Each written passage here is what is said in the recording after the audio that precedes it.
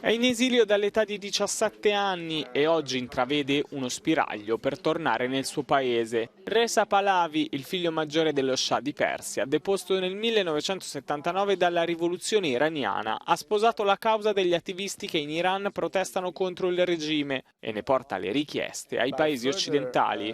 Adding pressure on the regime by sanctioning the RGC and stating it as a terrorist organization could bring even more abilities to freeze their assets, which is certainly a big chunk, and also it will at the same time create an element that will make it even more likely for defections to occur. The bulk of the IRGC members are not benefiting from it financially. They are getting salaries, sometimes not enough to cope with. They even have to have a secondary job. How long can they sustain themselves in that package? If they think that the time has come for them to reconsider how long they want to stick with this regime as opposed to join with the people. So assuming that the Islamic Republic falls, what would be the role that you would run for? Do you see yourself as the new Shah of Iran, as your father used to be?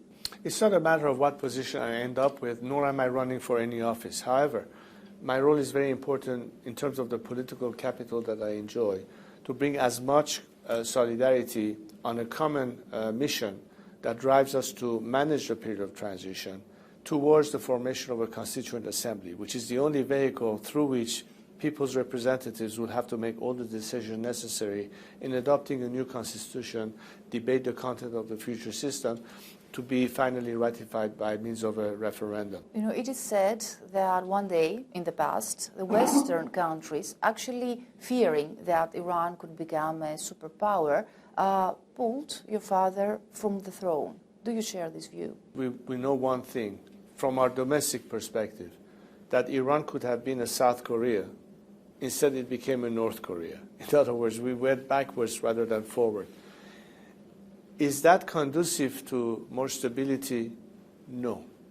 Is Iran weakness something that has contributed to more safety or economic interest, or is has actually been the reverse? Every arrow points to the direction that if that theory held true, the net result was no gain, but in fact a loss.